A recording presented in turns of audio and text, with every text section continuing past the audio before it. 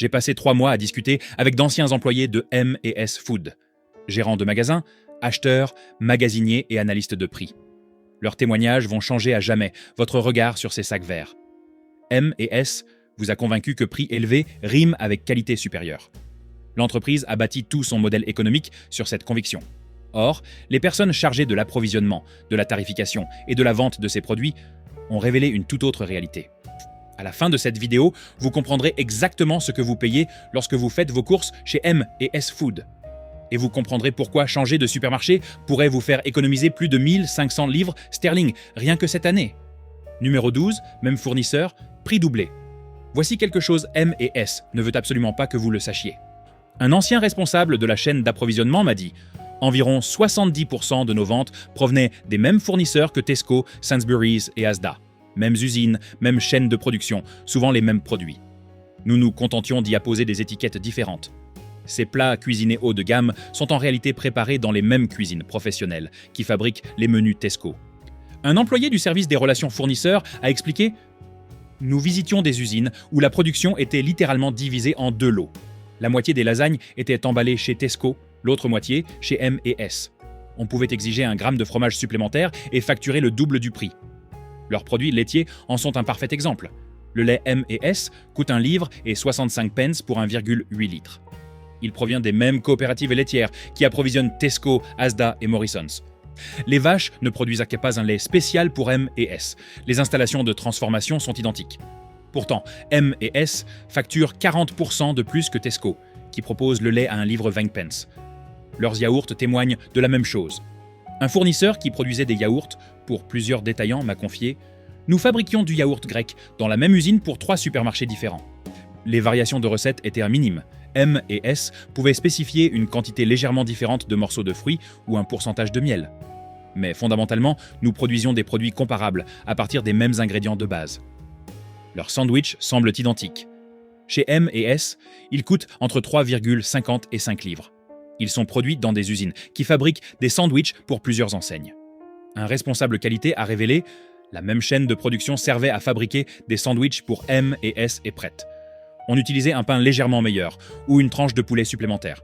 La différence de prix était énorme pour une variation de qualité minime. » Le cas du pain est particulièrement révélateur. Ces produits fraîchement sortis du four, chez M&S, un ancien responsable de boulangerie explique « Ils arrivaient congelés d'une boulangerie industrielle française, chez la même qui approvisionnait Waitrose et Sainsbury's. Nous les faisions cuire dans les fours du magasin. Les croissants M&S coûtaient 3 livres les 4.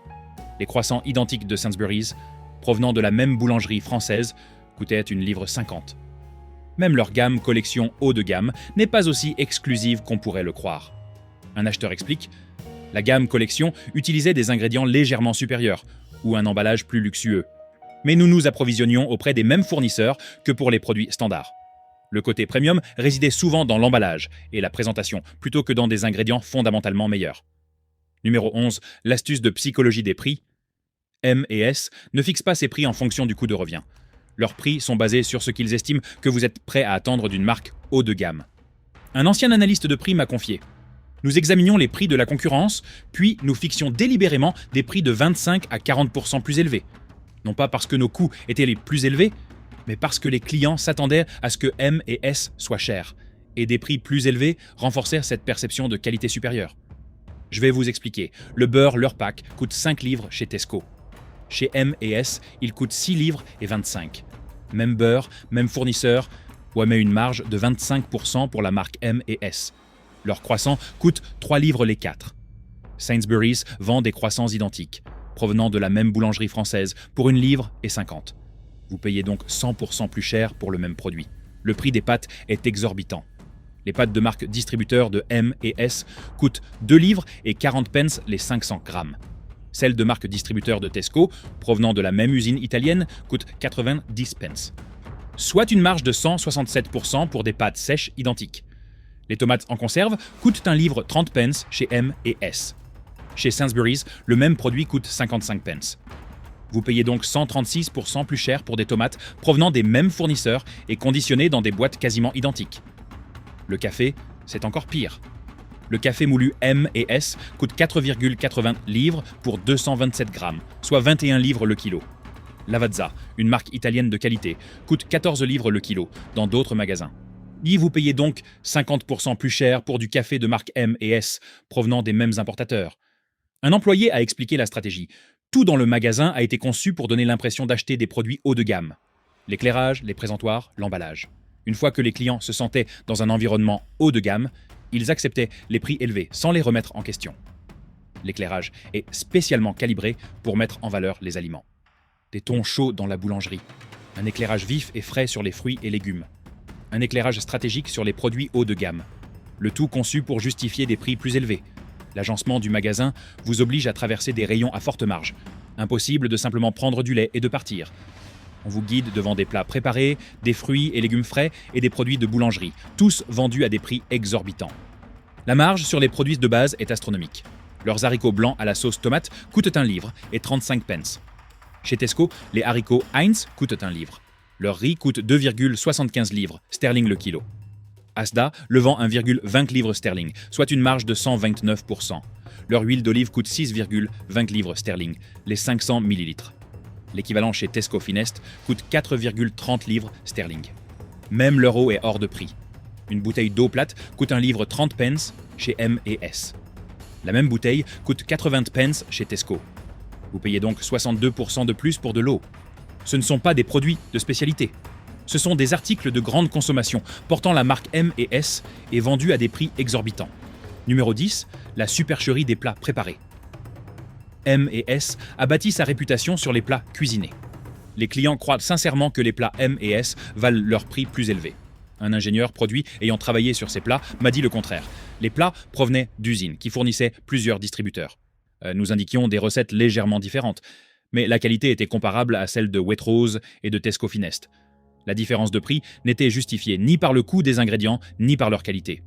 Le poulet tikka masala de M&S coûte 4 livres 20. La version Tesco Finest coûte 3 livres. La version Asda Extra Spéciale coûte 2 livres 75. Un chef cuisinier a expliqué. La version M&S contient peut-être 10 grammes de poulet en plus ou des épices différentes. Mais les clients ont payé de 50 à 75% de plus pour des différences minimes. Leur lasagne coûte 4 livres pour 400 grammes. Les lasagnes Tesco Finest coûtent 2 livres et demi pour 4 portions de 50 grammes. Vous payez 43% de plus pour moins de nourriture. Un responsable de production a révélé « Les deux proviennent d'usines, utilisant des recettes similaires et des ingrédients comparables. La version M&S avait un emballage légèrement supérieur et peut-être un peu plus de fromage. C'est ce qui justifie le prix plus élevé. » Analysons plus en détail les plats préparés. Le chili con carne de M&S coûte 3,90 livres sterling.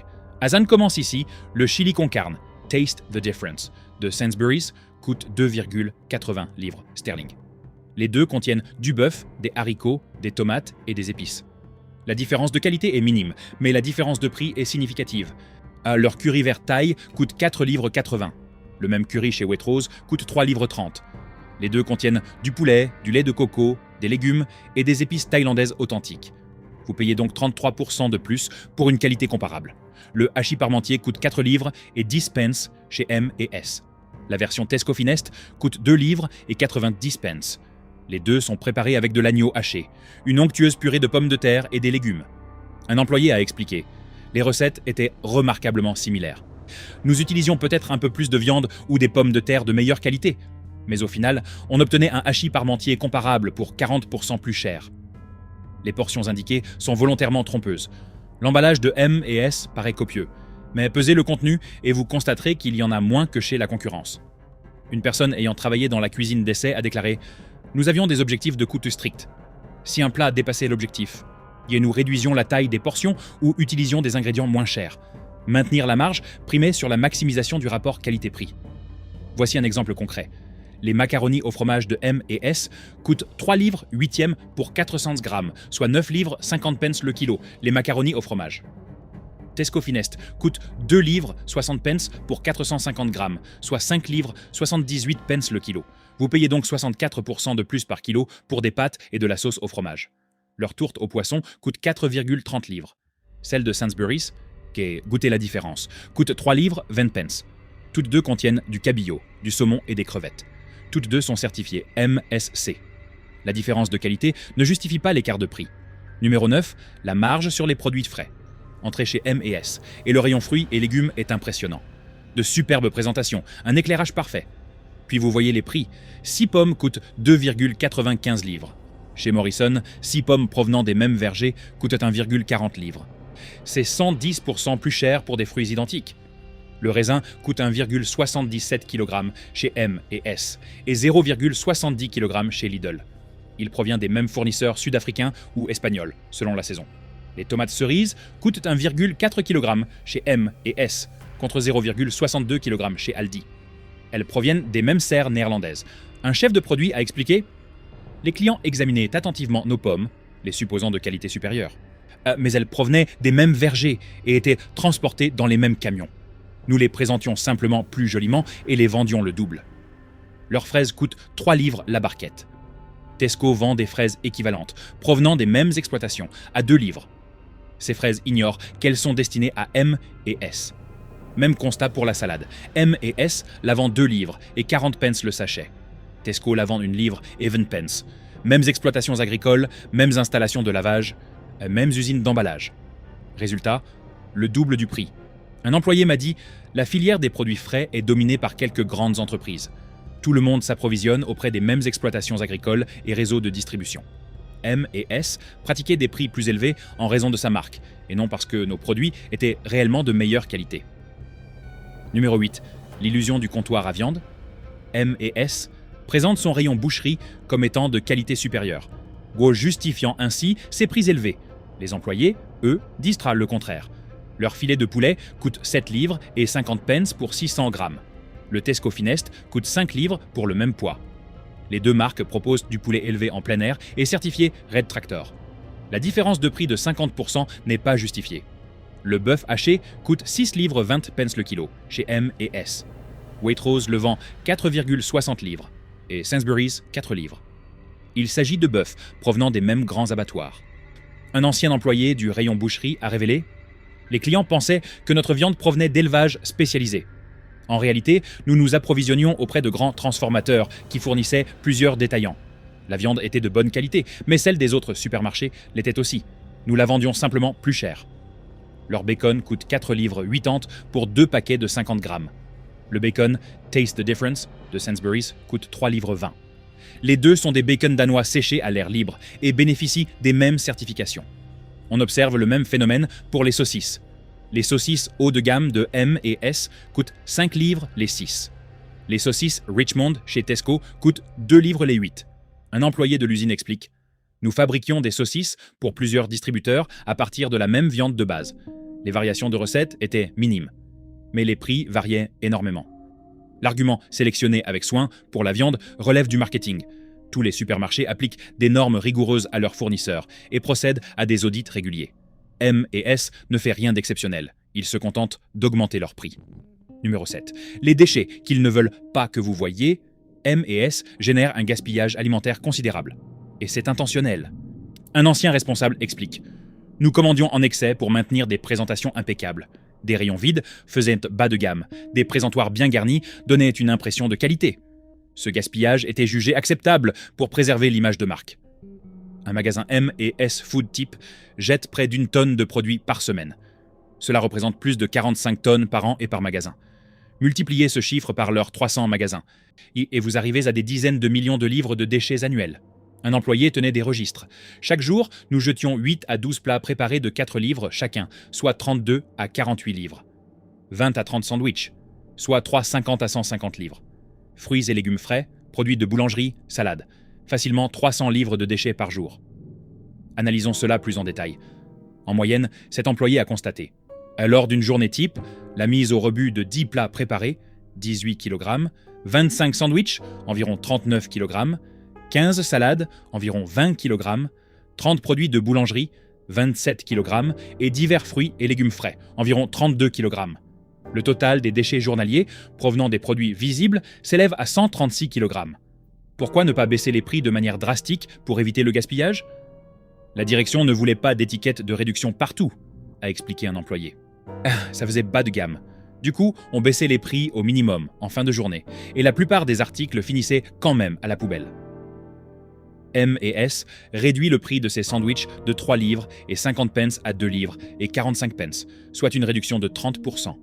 Tesco, quant à lui, le réduit de 2 livres et 50 pence à 0 livres et 62 pence, soit une réduction de 75%. Quelle stratégie permet réellement de minimiser le gaspillage ? Les pourcentages de réduction sont calculés pour préserver l'image de marque plutôt que pour écouler les stocks. On nous a donné des directives sur les pourcentages de réduction maximum, m'a expliqué un employé. Les sandwichs pouvaient être soldés à 35% maximum, les plats préparés à 40% maximum. Même avec ces réductions, les prix restaient plus élevés que ceux des articles non soldés dans les autres magasins. Le calendrier des réductions favorise le gaspillage. Marks et Spencer commencent les soldes vers 19h, une fois que la plupart des clients ont terminé leurs achats. Tesco commence à 16h et Sainsbury's à 17h, optimisant ainsi la durée des ventes. Maruf commence ici. On baissait les prix quand on savait que les clients étaient partis, a révélé un employé. Le but n'était pas de vendre les invendus, mais de faire croire qu'on avait essayé avant de jeter. C'était une mise en scène pour atteindre les objectifs de réduction du gaspillage alimentaire sur le papier. Un responsable a expliqué ce raisonnement absurde. Si nous avions baissé les prix de manière agressive et précoce, nous aurions attiré les chasseurs de bonnes affaires. Or, ce n'était pas notre clientèle cible. La direction préférait gaspiller de la nourriture plutôt que d'avoir des magasins remplis de clients à la recherche de réduction. L'atteinte à l'image de marque était jugée pire que le gaspillage financier. Le gaspillage de pain est particulièrement problématique. M&S produit du pain en continu pour maintenir l'odeur de frais qui incite à l'achat. Tout ce qui ne se vend pas finit à la poubelle. On faisait des croissants toutes les quelques heures, explique un employé de la boulangerie. L'odeur stimulait les ventes, mais les fournées précédentes finissaient directement à la poubelle. Les samedis de forte affluence, on pouvait faire 4 ou 5 fournées de croissants. Seule la dernière avait une chance d'être vendue. Les étalages de fruits et légumes frais sont volontairement surchargés. Les étagères regorgent de fruits et légumes, créant une impression d'abondance et de luxe. Pourtant, une grande partie de ces produits ne se vend jamais. Nous exposions 3 fois plus de fraises que nous n'en vendions réellement, expliquait un responsable du rayon fruits et légumes. Ces étalages généreux donnaient une impression de qualité, mais nous savions d'expérience qu'un tiers finirait à la poubelle. La direction acceptait ce prix à payer pour maintenir une image irréprochable. Numéro 6. La qualité n'est pas réellement meilleure. On pourrait croire que des prix élevés garantissent une qualité supérieure. Ce n'est pas le cas. Un ancien responsable qualité m'a dit « Nos normes étaient identiques à celles des autres grandes chaînes de supermarchés. Mêmes audits des fournisseurs, mêmes protocoles de test, mêmes exigences de conformité. » La différence résidait dans le marketing. Les normes de la grande distribution alimentaire sont élevées partout. Tesco, Sainsbury's, Asda, M&S, tous s'approvisionnent auprès de fournisseurs respectant les mêmes normes légales. La qualité des fruits et légumes frais chez M&S est étonnamment inégale. On avait de magnifiques fraises une semaine et de piètre qualité la semaine suivante, explique un responsable du rayon. Cela dépendait des arrivages de saison, comme dans tous les supermarchés. Mais nos clients s'attendaient à la perfection vu nos prix. Faites un tour chez M&S et regardez attentivement. Pommes abîmées, laitue flétrie, bananes trop mûres. Les mêmes problèmes de qualité qu'ailleurs, mais à des prix qui laissent penser que ces défauts ne devraient pas exister. La qualité des plats préparés est très variable. Certains sont vraiment bons, d'autres sont des produits médiocres, malgré un bel emballage. Un employé a déclaré « On lançait les produits en grande pompe, mais si les ventes étaient faibles, on les reformulait discrètement avec des ingrédients moins chers. Les clients ne remarquaient pas la baisse de qualité. » Le taux de rotation des stocks au rayon poissonnerie n'est pas aussi élevé que le prix élevé le laisse supposer. Les poissons invendus étaient mis en promotion ou utilisés dans des plats préparés, a révélé un employé. Nous avions les mêmes problèmes de gestion des stocks que n'importe quel supermarché. Numéro 5. Et le désastre du shopping en ligne. M&S s'est associé à Ocado pour la livraison en ligne. Cela paraît pratique jusqu'à ce qu'on comprenne comment les commandes sont réellement préparées. Une personne chargée de préparer les commandes M&S m'a dit « Nous avions des cadences de préparation à respecter, un certain nombre d'articles par heure. Si je cessais de vérifier attentivement la qualité des produits, je n'atteindrais pas mes objectifs. La rapidité primait sur la qualité de la sélection. Commandez des bananes et vous aurez peut-être la chance d'en recevoir de parfaites. Le plus souvent, vous recevrez celles qui ont été prises en premier, probablement trop mûres, car elles sont plus faciles à repérer rapidement. » Un employé a expliqué « Il m'arrivait de choisir des fruits ou des légumes que je n'aurais jamais achetés moi-même. Mais le système indiquait qu'ils étaient frais et disponibles. Alors, je les mettais dans le panier. Je me sentais mal pour les clients. Mais j'avais des objectifs à atteindre. » Le système de substitution est catastrophique. Commandez des fraises de qualité supérieure. Vous recevrez des fraises standards à un prix exorbitant. Commandez du pain au levain, vous recevrez du pain blanc standard. Les substitutions nous ont permis d'écouler nos stocks excédentaires, a révélé un employé. Si nous avions un produit en trop grande quantité, le système le proposait comme substitut, même s'il n'était pas adapté. La gestion des stocks primait sur la satisfaction client. Le choix de viande et de poisson est pire. On prenait ce qui était le plus proche, a déclaré un employé. Pas le temps de vérifier le persillage des steaks ou la couleur du poisson. On prenait et on passait à autre chose. Les frais de livraison sont exorbitants. Vous payez le prix fort pour les produits, plus des frais de livraison exorbitants. Il est plus avantageux de faire ses courses chez Sainsbury's ou Tesco, avec leur service de livraison. Numéro 4, l'exploitation alimentaire simple. M&S exploite des supérettes. Simply Food, plus petite dans les gares, les aéroports et les stations-service. Les prix y sont encore plus élevés que dans les magasins classiques, car la clientèle y est captive. Un ancien gérant de Simply Food m'a confié « Nous savions que les gens avaient peu de choix. Mais quelqu'un pressé de prendre son train n'allait pas quitter la gare pour chercher des alternatives moins chères. Alors nous avons fixé les prix que nous voulions. » Ce sandwich à 3,50 livres chez M&S coûte 4,50 livres chez Simply Food. Le même sandwich, mais avec une augmentation de prix de 28%. La gamme de produits se limite aux articles à plus forte marge. Aucun produit à bas prix. Tout est tarifé pour maximiser les profits, car les clients n'ont pas le choix.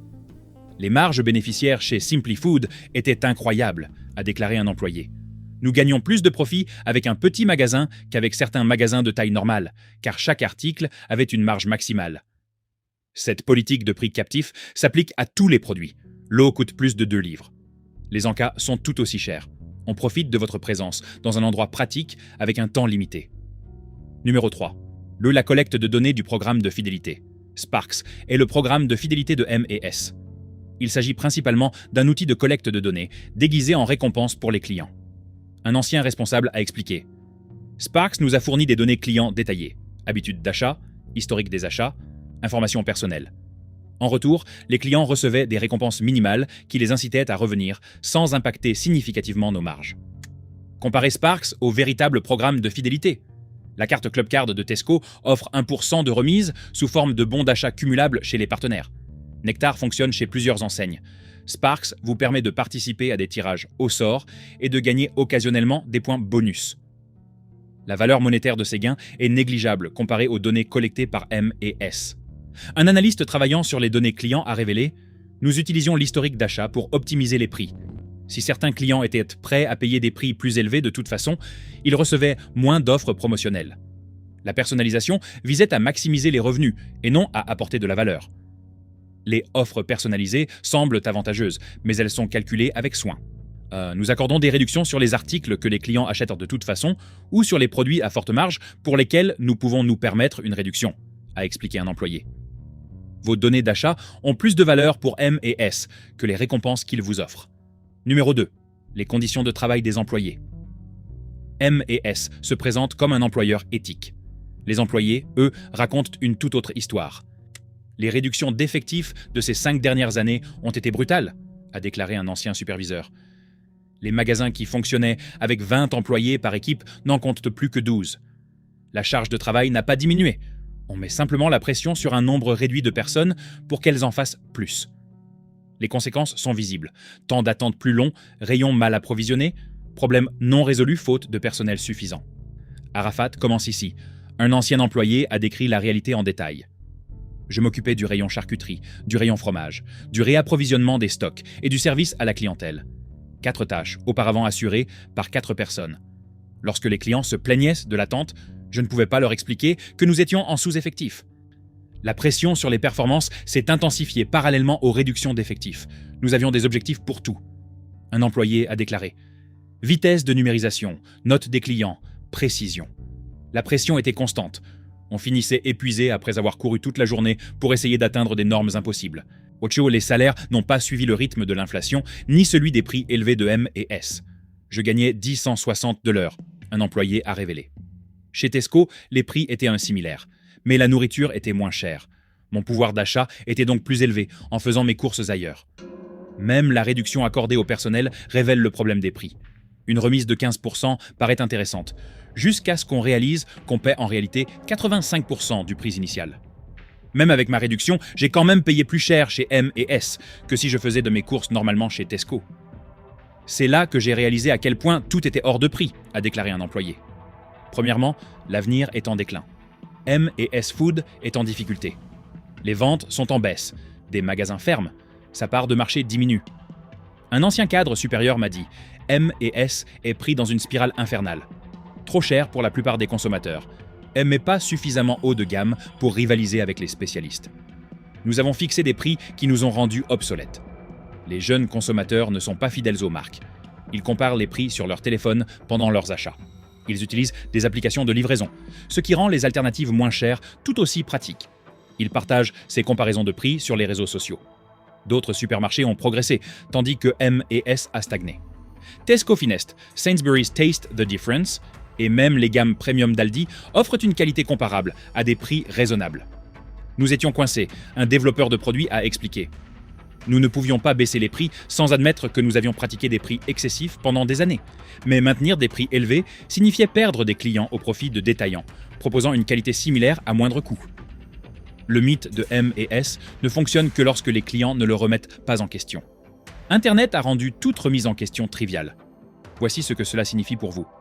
Les courses hebdomadaires chez M et S coûtent en moyenne 92 livres sterling.